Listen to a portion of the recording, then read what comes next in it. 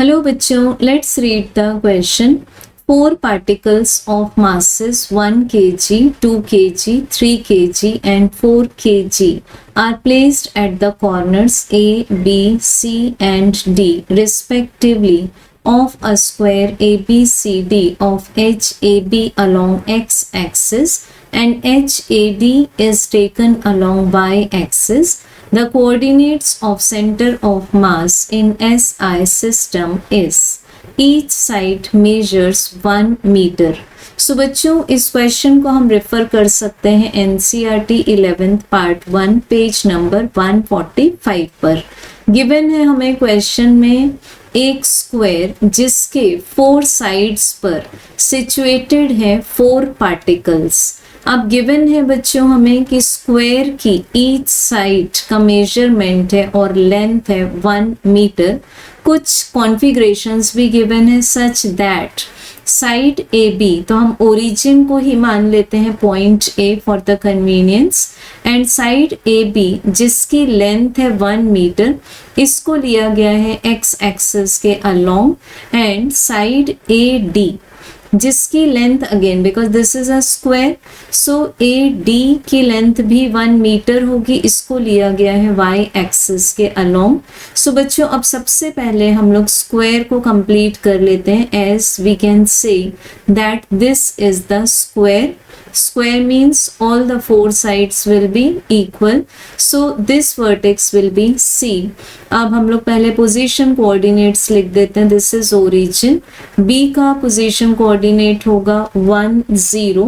Then जो हमारे पास में मास C है, मास C का पोजीशन कोऑर्डिनेट होगा हमारे पास 1 1, एंड पॉइंट D जिस पर सिचुएटेड है 4 kg, इसका पोजीशन कोऑर्डिनेट होगा 0 1।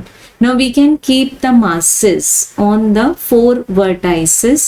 So this is M1 equals to 1 kg, M2 equals to 2 kg, then M3 equals to 3 kg and M4 equals to 4 kg. अब बच्चों लिख सकते हैं हम the position coordinate of centre of mass as x centre of mass comma y centre of mass ordered pair के form में। तो x centre of मास का एक्सप्रेशन आ जाएगा m1 x1 plus m2 x2 plus m3 x3 plus m4 x4 and whole divided by the total mass means m1 plus m2 plus m3 plus m4. So बच्चों values put कर देंगे। m1 is 1 kg, x1 is 0, then 2 kg, x2 is 1, 3 kg, x3 is 1, 4 kg, x4 is 0, and this is divided by 1 plus 2 plus 3 plus 4. It means total 10 kg. So बच्चों हमें the x coordinate of center of mass का answer मिल जाएगा 5 divided by 10. It means 0.5 metre.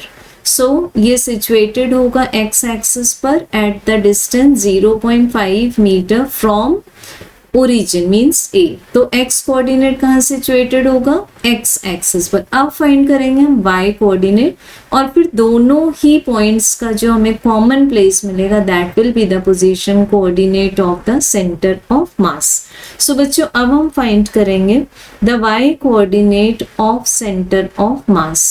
This is expressed as m1 y1 plus m2 y2 plus m3 y3 plus m4 y4 divided by the total mass which is 10 kg.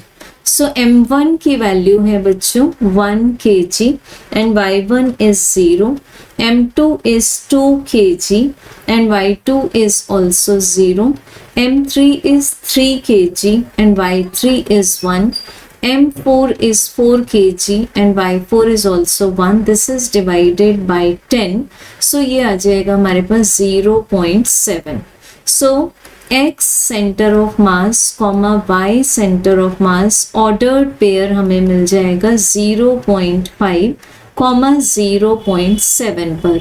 तो इसको जब हम diagram में check करेंगे बच्चों इस तरह से, this was side A B and this was side AD and this was complete diagram of the square। तो ये जो हमारे पास में 0.5 होगा वो AB के मिड में होगा और 0.7 AD के मिड से थोड़ा ऊपर होगा। So this is possibly 0.5 comma 0.7। सो ये आ जाएगा हमारे पास में centre of mass. So correct answer is option number 3। Thank you.